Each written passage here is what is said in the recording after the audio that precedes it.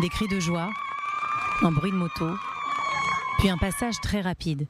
Sur cette vidéo, on voit Matan Sangauker, un otage israélien entre deux Gazaouis sur une moto. Des terroristes ou des civils, difficile à dire puisqu'ils sont habillés en jean et en t-shirt. On entend des acclamations, on voit les enfants qui s'approchent et une femme qui lève les bras au passage de la moto.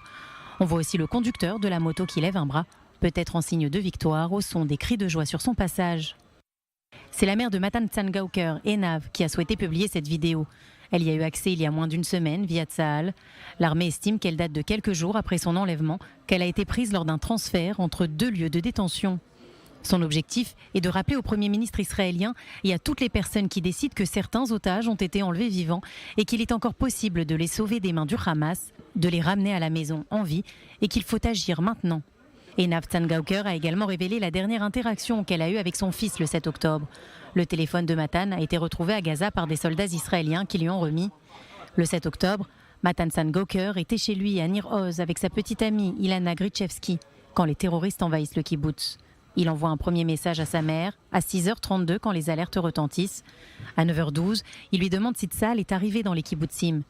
Enav lui répond qu'il n'y a pas assez de force, qu'il ne faut pas sortir de l'abri. À 9h41, Matan envoie « Maman, il y a encore des tirs ici ». Elle lui répond « Ne parlez pas tout haut ».